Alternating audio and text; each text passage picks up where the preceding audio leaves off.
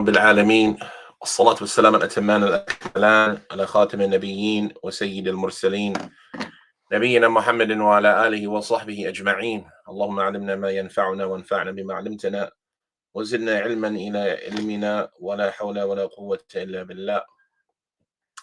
Inshallah, we'll continue with reading from the book known as Al-Musannaf li Abi Bakr Abdullah ibn Muhammad ibn Abi Shayba rahimahullah ta'ala, who died in the year 235 after the Hijrah. And we are in the section that the author he called Kitab al-Tahara, the section that deals with purification. The chapter, the author he says, في الرجل في الجنوب يخرج في حاجته قبل الغسل. Regarding a person with sexual impurity who leaves their home to handle some of their needs before taking a ghusl. A sexually impure person, a person who has a state of Janaabah, right? Leaving their home to handle some of their business before taking a ghusl. I.e., is it permissible to remain in a state of Janaabah and to interact in a state of Janaabah? Or is it necessary to bathe immediately to maintain purity?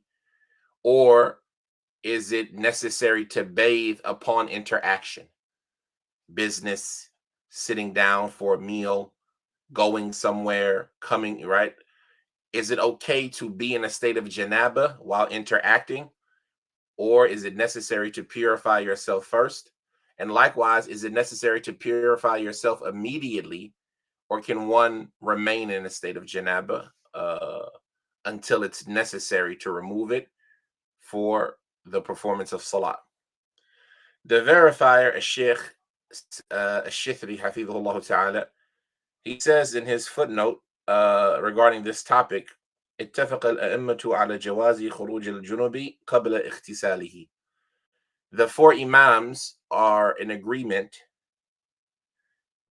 regarding the permissibility of one leaving their home while in a state of janaba before bathing.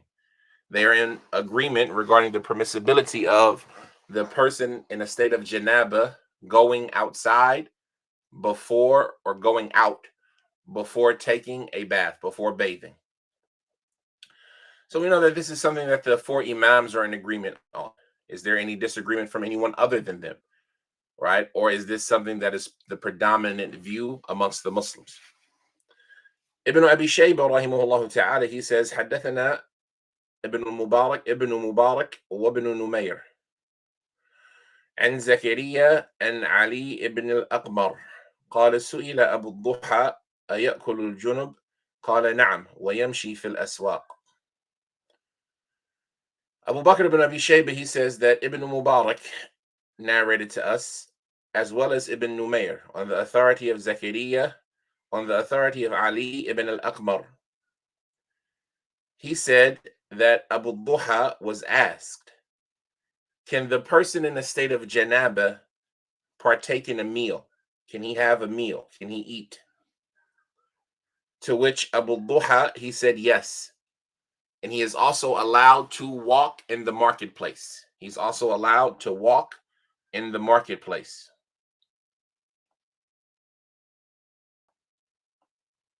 I feel like we read this last time.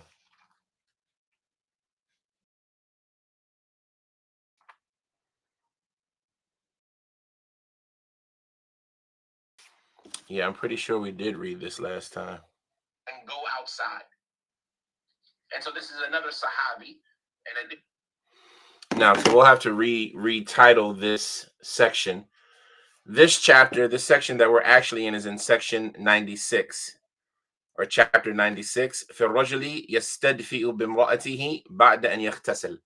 Regarding a man getting the warmth of his woman after taking a ghusl. Meaning a person has finished an intimate encounter and they have bathed. Is it okay for them to go back into the embrace of their spouse to warm themselves up, to put flesh to flesh contact? or does this affect their ghusl in any way? Right? This flesh to flesh contact, this embrace, this intimacy, it could lead to something else, or it could result in arousal or things like that when an individual just took a ghusl and they've just purified themselves. So, what is the ruling on getting the warmth of your spouse after taking a ghusl and coming into physical contact with them? That is this chapter regarding a man getting the heat from his wife after taking a ghusl.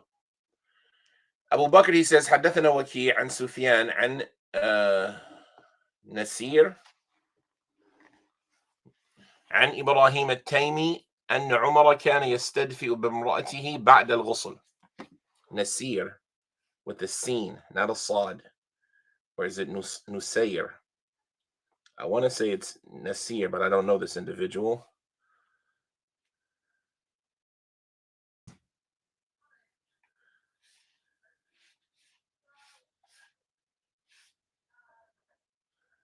Nasir.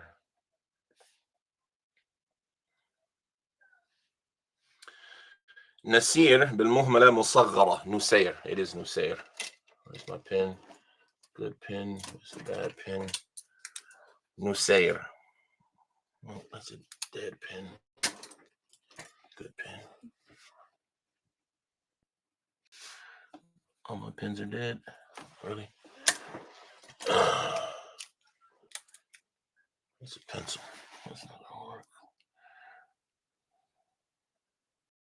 نعم, they say نسير بمهملة مصغرة ابن ذعلوق بضم المعجمة واللام بينهما مهملة ساكنة. الثوري مولاهم. أبو طعمة الكوفي صدوق يصب من ضعفه من الرابعة. لم يصب من ضعفه. آسف. صدوق لم يصب من ضعفه. نسير on the scale فعيل ibn ذعلوق. الثوري from their freed slaves. Abu Tu'ma al-Kufi, he's Saduq, and it's not correct, those who deemed him to be ضعيف. نعم. Ibn Abi Shayba, he says, حدثنا وكيع عن سفيان عن نسير عن إبراهيم التيمي أن عمر كان يستدفئ بامرأته بعد الغسل. He says that Waki' narrated to us on the authority of Sufyan, on the authority of Nusayr, on the authority of Ibrahim at-Taymi, that Umar radiallahu ta'ala anhu kana yastadfi'u. He used to get the warmth of his woman after taking a ghusl. And this is also, it has a practical reality to it as well. And it is that it gets cold in the desert at night. And, you know, we live in an environment where we have towels and we have clothing. Why does this seem so strange? We have towel and clothing and robes and things of this nature. But in the desert at night, you might not have all of these luxuries that we enjoy. And from the best ways for a person to warm themselves up is to body contact with another individual. Right. And so coming into body to body contact with your wife to warm yourself up after taking a bath. Also, it shows how the Salaf would be intimate with each other. You know, sometimes we, as, you know, modern day people, we might find a problem touching our spouse's wet body right after they've gotten out the shower. Don't touch me with your wet hands. Don't, you know, it could be something that can be off putting to some people. But the Salaf, they were intimate with each other. And even upon finishing the ghusl, Umar would use the warmth of the body of his wife to warm himself up after taking a ghusl. He says, حدثنا وكيع عن حماد بن سلمة عطاء الغساني عن أم الدرداء أنها قالت كان أبو الدرداء يغتسل ثم يجيء وله قرقفة يستدفئ بي.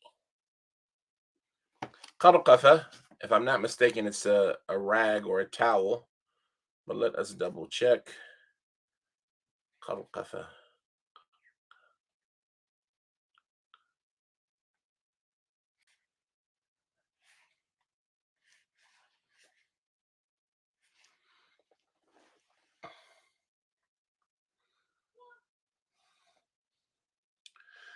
قرقفة قرقفة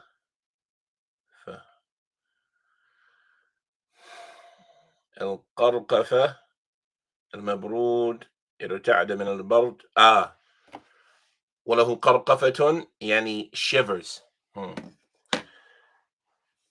You say قرقفة فلان ارتد من البرد. So this narration, he says that Waki' narrated to us on the authority of Hamad ibn Salama, on the authority of Ata al-Khurasani, on the authority of Darda. She said that Abu Darda, right, Abu Darda, the Sahabi, he used to take a ghusl, and then he would come shivering, right, lahu qarqafa. He would have shivers, right, because of how cold he would be.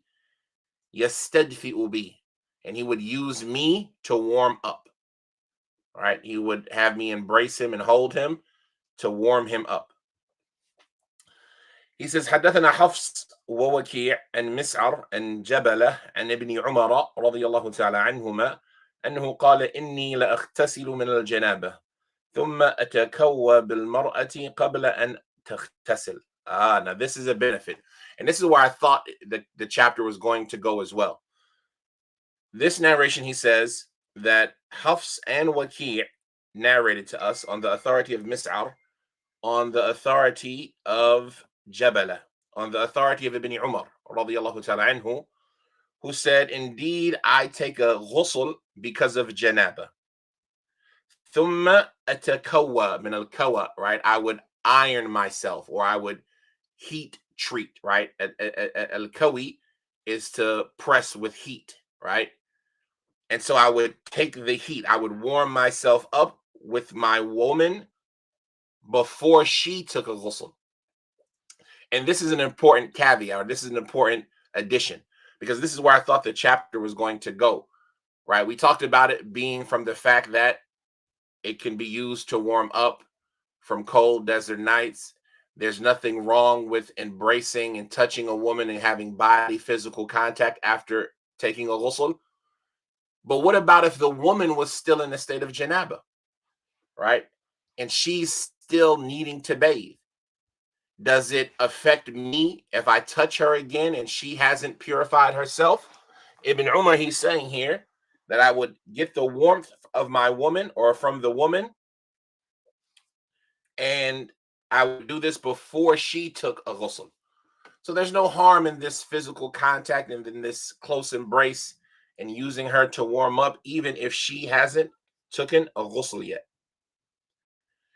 He says, حدثنا وكيع عن إسرائيل عن إبراهيم ابن المهاجر عن عبد الله بن شداد عن ابن عباس رضي الله تعالى عنهما أنه قال ذاك عيش قريش في الشتاء. الله أكبر.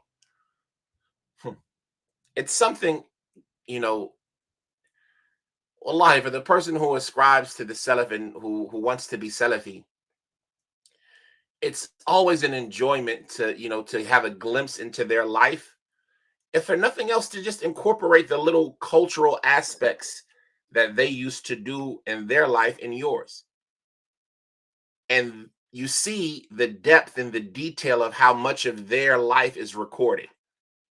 And things like and being embraced by your woman after taking a bath. And then somebody comes and says, we don't know them and their belief in Aqidah detailedly. This is ridiculous. But when you hear these things that the Salaf used to do, these random things, how their culture, how their etiquette was, it's just always interesting to try to put yourself in their environment. And then it's enjoyable to try to reignite that environment in your home life.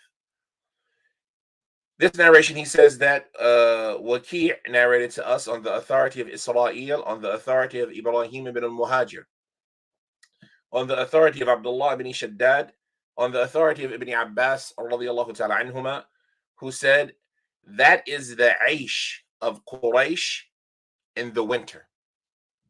Right? The word aish is a general word. It means like the life, the living, the main thing that sustains your life, the life force, that which sustains life.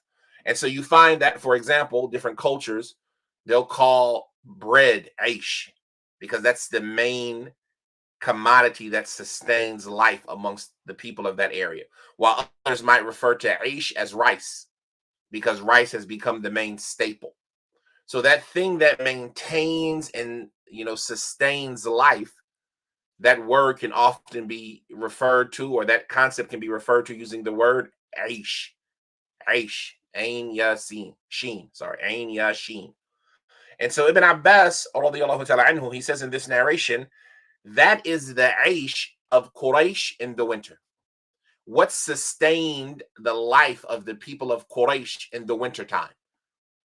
It's having their women hug them, having their women embrace them after bathing to keep them warm. And subhanAllah, it just gives you a reality, right? There are no heaters. There's no central air. There's no HVAC. It gets cold in the desert at night. It gets extremely cold at times. And it's not that everybody had a surplus of clothing that they could bundle up.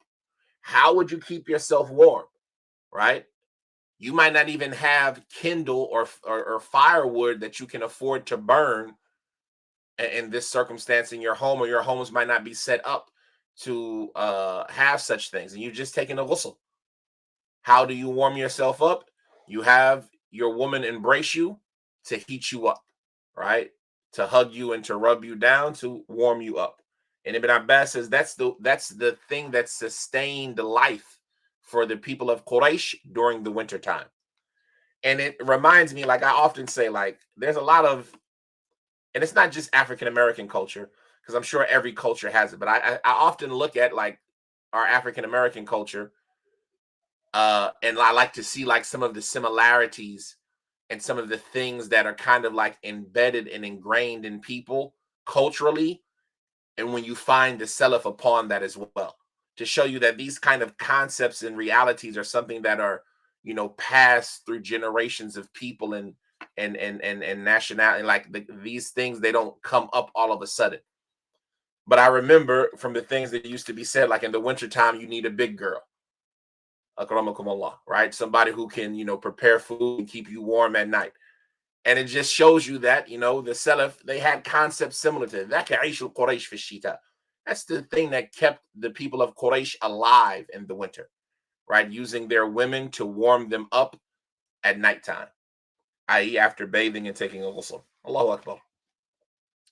He says, حدثنا إسماعيل بن علي عن حجاج بن أبي عثمان أنه قال حدثنا يحيى بن أبي كثير قال حدثني أبو كثير قال قلت لأبي هريرة رضي الله تعالى عنه الرجل يغتسل من الجنابة ثم يضطجع مع أهله قال لا بأس.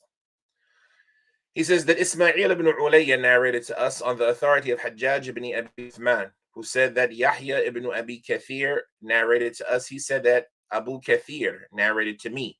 He said, I said to Abu Hurairah, radiyallahu ta'ala anhu, a man bathes because of Janaabah, and then he lays down with his family, right? You've had intimacy, you go bathe because of Janaabah, and then you lay down with your family. Like,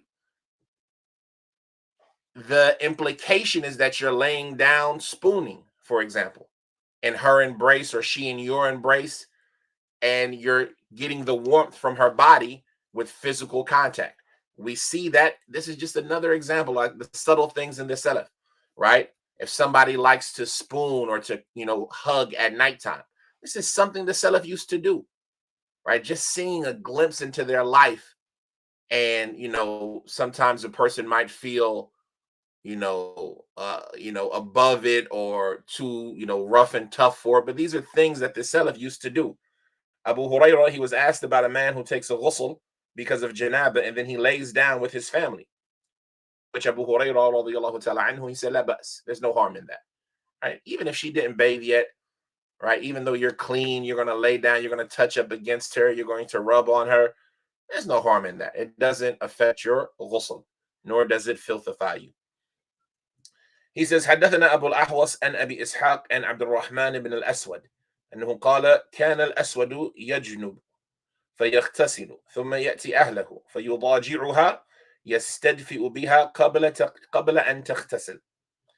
He says that Abu al-Ahwas narrated to us on the authority of Abi Ishaq, on the authority of Abdul Rahman ibn al-Aswad, who said that Al-Aswad, he used to fall into a state of sexual impurity, and then he would take a ghusl, and then he would go to his family and lay down with them, getting the heat, i.e., from her body, before she took her ghusl. Right? This is what he would do. He says, حدثنا حفص عن الأعمش عن إبراهيم أنه قال كان علقمة يغتسل ثم يستدفئ بالمرأة وهي جنب. Another narration, he says that Hafs narrated to us on the authority of Al-A'mash, on the authority of Ibrahim, who said that Alqamah, he used to take a ghusl, and then he would get the heat of his woman while she was still in a state of Janaabah, while she was still in a state of sexual impurity. So this is Aswad ibn Yazid al-Nakha'i, and likewise Alqamah ibn Qais al-Nakha'i, both doing this action, and they're from the people of Kufa, right, in Iraq. He says, حدثنا أبو معاوية عن الأعمش عن إبراهيم عن علقمة أنه كان يستدفئ بامرأته ثم يقوم فيتوضأ وضوءه للصلاة. Now, here is a beneficial question. You've taken a ghusl because of janabah. We know that when you take a ghusl because of janabah, you do not need to make a wudu. And whoever makes a wudu after a ghusl, then he is not from us. All right, he has done too much. But here, this narration, he says that Abu Muawiyah narrated to us on the authority of Al-A'mash, on the authority of Ibrahim, on the authority of Alqamah. This is a good chain. That he used to get the heat off of his woman's body, and then he would stand and make a wudu, the wudu that he would make for salah. So is this in support for those who hold the view that touching a woman nullifies one's wudu? It doesn't affect the ghusl. But now that you've come into this physical close contact with her, naked body to naked body, Alqamah would make a wudu after that. And this is, like you can see the history or the origin of the view of Abu Hanifa. Because Abu Hanifa's view was that there's no wudu necessary from touching a woman unless you all have naked bodies and caress in such a state, skin to skin contact. So not just from touching or, tapping on the shoulder, but naked body to naked body with touching in such a fashion. And so we see that Alqamah here, this action of his would support that. It would support if you come into such a close embrace, skin to skin contact, then a wudu is necessary. And so that's an interesting addition in this version of the narration. And we've already covered this. We've already covered that issue either in this class or the book of Al-Awsat, about does touching a woman, and it was in Al-Awsat if I'm not mistaken, does touching a woman nullify the wudu? He says, حدثنا أبو معاوية عن حجاج عن أبي إسحاق عن الحارث عن علي رضي الله تعالى عنه أنه كان يغتسل من الجنابة ثم يجيء فيستدفئ بامرأته قبل أن تغتسل ثم يصلي ولا يمس الماء ولا يمس الماء ولا يمس الماء ولا يمس ماء ولا يمس ماء ولا يمس ماء. طيب, we saw the view of Alqamah from the Kibar of the Tabi'een Mukhadram, from the students of Ibn Mas'ud. Here he brings a narration. He says that Abu Muawiyah narrated to us on Hajjaj, on Abi Ishaq, on Al-Harith, on Ali, radiyallahu ta'ala anhu, that he used to take a ghusl because of janabah. And then he would go and get warmth from his woman. He would go to his woman and get warmth from her, right? Body to body, skin to skin contact. Before she took a ghusl. He would do this before she took her ghusl. And then he would stand and pray without touching any water after that. Meaning he would not remake a wudu after the ghusl that he completed, even though he came in such physical contact with his wife. And so that's the alternative view of the view that was attributed to Alqamah, right? That's a different position. And so we see here the Salaf disagreed. If you come into this embrace, if you touch, if you come skin to skin with your wife, even in naked bodies one to another, does it necessitate a wudu or not? Then this is an issue that there's disagreement in. He says, حدثنا أبو خالد عن حجاج عن أبي إسحاق عن الحارث عن علي رضي الله تعالى عنه أنه قال: إذا اغتسل الجنب ثم أراد أن يباشر ثم أراد أن يباشر امرأة فعليه فعل إن شاء. إذا اغتسل الجنب ثم أراد أن يباشر امرأة فعل إن شاء. This narration, he says that Abu Khalid narrated to us on the authority of Hajjaj, on the authority of Abi Ishaq, on the authority of Al-Harith, on the authority of Ali, radiyallahu ta'ala anhu, who said that if a junub person, a person in the state of sexual impurity, bathes, and then he wants to touch or caress, and here, does the touch or caress serve as a euphemism for intercourse? Or is it just the reality of touch and caress, fondling? He says if he wants to, he does so. He can do so if he wants. And so it would seem here that the conversation is more about the actual physical caressing and not a euphemism for intercourse. And so he's saying if an individual is taking a bath, but then he wants to have some intimacy less than intercourse with his wife, he can do so.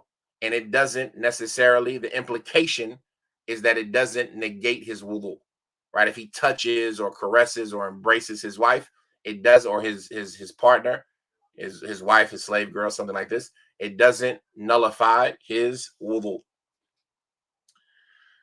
He says, حدثنا أبو خالد الأحمر عن شعبة عن قتادة عن سعيد بن المسيب أنه قال يباشرها وليس عليه وضوء.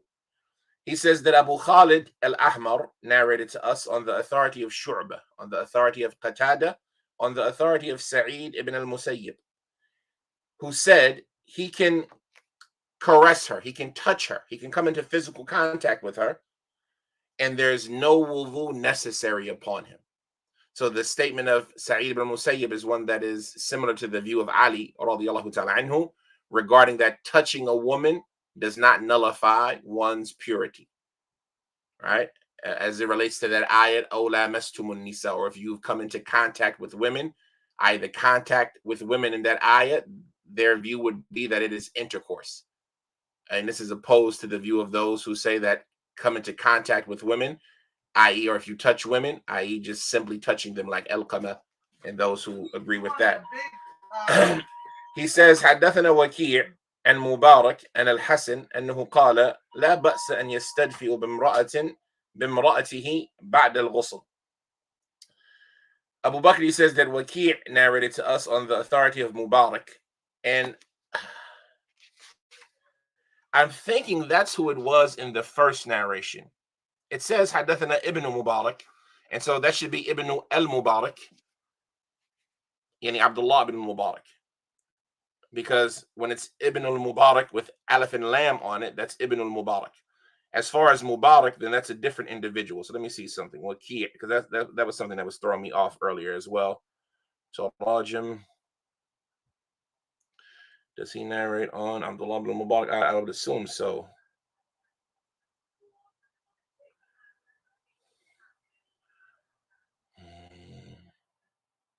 Abdullah ibn Amr.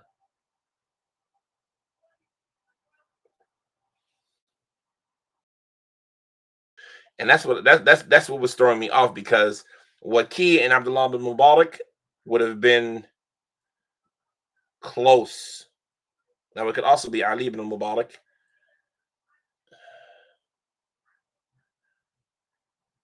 And then you just have Mubarak. I would have to look at that isnad, the first isnad that we read in this chapter, where he says حدثنا Abu Bakr قال حدثنا Ibn Mubarak. Oh, that's why I'm looking at the wrong person. It's Abu Bakr. And I'm almost certain that Abu Bakr ibn Abi Shayba didn't reach Ibn Mubarak, did he? No, he would have. He died in 181. Yeah, he would have reached Ibn Mubarak. Yeah, so never mind. No, never mind. He says that حدثنا وكيع عن مبارك عن الحسن أنه قال لا بأس أن يستجفئ بامرأته بعد الغسل. This narration, he says that Waki' narrated to us on the authority of Mubarak, on the authority of Al-Hasan, who said there's no harm Yani Hasan al-Basri. There's no harm if he gets warmth from his woman after a ghusl. There's no harm if he gets warmth from his woman after taking a ghusl. He says, حدثنا وكيع عن مسعر عن حماد أنه كان يكره حتى يجف. Allahu Akbar. Right? If you remember in the beginning, we mentioned how some people are turned off by touching the wet body of their spouse, right? And how, they could, like, if they've made wudu and they want a kiss, or if they've just come out the shower and they want a hug or something like that. Some people are turned off by that, right? I don't want your wet body on me. It's slimy. And even though the Salaf would do it, it's good to know that other people disliked it from them, right? And so he says that Waki' narrated to us on the authority of Mis'ar, on the authority of Hammad. I'm assuming that this is Hammad ibn Abi Sulaiman, the teacher of Abu Hanifa. He is the one who views are often attributed to when they say Hammad ibn Abi Sulaiman. This is the teacher of Abu Hanifa, and was Mis'ar from his students. Mis'ar ibn Kidam. No. Right? And I don't know if the two Hammads, I would assume this is Hammad ibn Abi Sulaiman. So Waki' narrates on the authority of Mis'ar, on the authority of Hammad, that he used to dislike that until he dried off.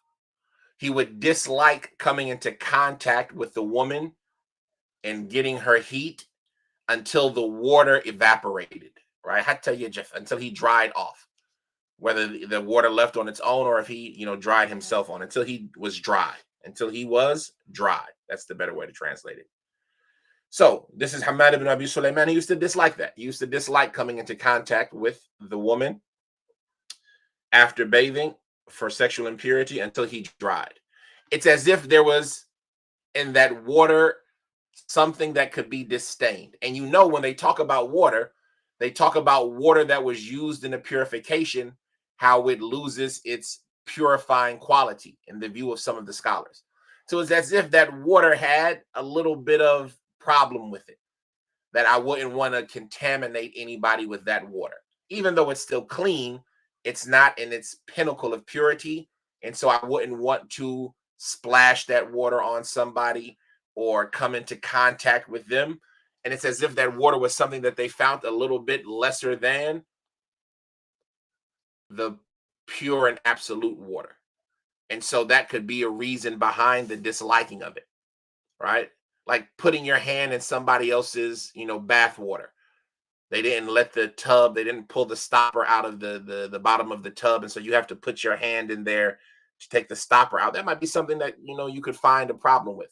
And it's because of the fact that that water was used to wash off sexual impurity. And so like this, some people found it problematic, but the majority, no. The majority, they would have no problem with this intimate contact, even with this water on their body. The last narration, he says, حدثنا الشريك and Hurayth and الشعبي and مسروق and عائشة رضي الله تعالى عنها أنها قالت كان النبي صلى الله عليه وسلم يغتسل من الجنابة ثم يستدفئ بي قبل أن أغتسل. Now, we see here that Ibn Abi Shayba, he puts this narration at the end of the chapter, even though it's a hadith that is attributed to the Prophet sallallahu alaihi wasallam. And Allah knows best that's not done except for a reason. And so we would have to look at like Sharik is a little bit weaker. Hurayth, I don't know, I can't remember Hurayth's ruling. Hurayth. I'm not mistaken, Hurayth ibn Sa'ad.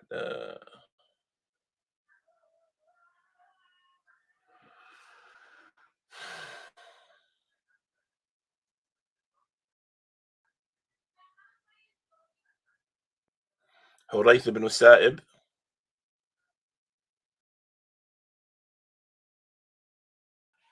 Hurayth ibn Sa'ib, is that him?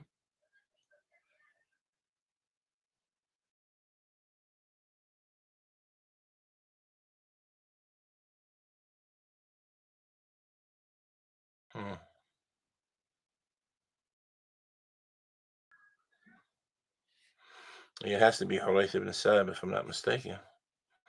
Where is he at in Taqreeb? There we go. Saduq. Yukhti'u min as-sabi'ah. So you got Sharik, who is less than perfect, on Hurayth, on Ash-Sha'bi, Amr ibn Sharahil, on Masruq, on Aisha. And then I don't know, did he do Tadlis on Aisha or not?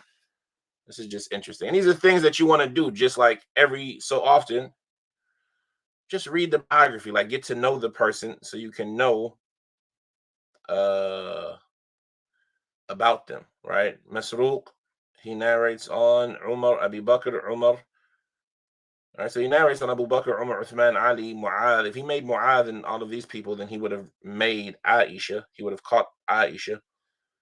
But let's see what Ibn Hajar says about him. He says, مناكبه كثيرة قال الكلبي شلت يد مسروق يوم القادسية قال ما أحب أنها يعني الأمة ليست لي وحكى عبد الحق قال لم يلقي مسروق معاذا. They say he didn't meet Mu'adh. قلت فعلى هذا يكون حديثه عنه مرسلا لكن تعقب ذلك ابن القطان على عبد الحق فإنه لم يجد ذلك في كلام ابن عبد البر بل الموجود في كلامه أن حديث الذي من رواية مسروق عن معاذ متصل وقال أبو الضحى سئل مسروق عن بيت شعر فقال أكره أن أرى في صحيفتي شعراء. Right? So yeah, Masruq, and he wasn't known for Tadlis. Abu Aisha Mukhadram, yeah, he met Aisha, and he wasn't known for Tadlis. So yeah, so I mean, the isnad could be less than perfect. That would be an interesting isnad to see. In the footnotes, they say da'if because of the condition of Hurayth, right? And we said Hurayth was Saduq, but it's in Tirmidhi and Ibn Majah and Abu Ya'la. Al-Kulli, how this last narration, he says that Sharik narrated to us on the authority of Hurayth, on the authority of Ash-Sha'bi, on the authority of Masruq, on the authority of Aisha radiyallahu ta'ala anhu. She said that the Prophet sallallahu alaihi wasallam, he used to take a ghusl because of Janaabah, and then he would warm himself up using me before I took a ghusl. Right? And so this is a hadith of the Prophet sallallahu alaihi wasallam from his actions, and it's reported in Tirmidhi as well. And so that's the foundation in this topic. And so that's just interesting information about this issue regarding a person using his wife for warmth after taking a ghusl. Is it okay to come into contact? Does it affect the ghusl? Does it affect the wudu? Getting the warmth afterwards, the cleanliness of that water, all of these issues come into that topic. And we've saw the statements of the Salaf regarding this. The next chapter, what we'll cover next time, is fil mar'ati tajnubu thumma tahid, regarding a woman who falls into sexual impurity and then thereafter is her period comes on.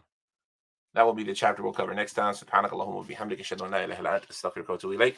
Assalamu alaikum wa rahmatullahi wa barakatuh.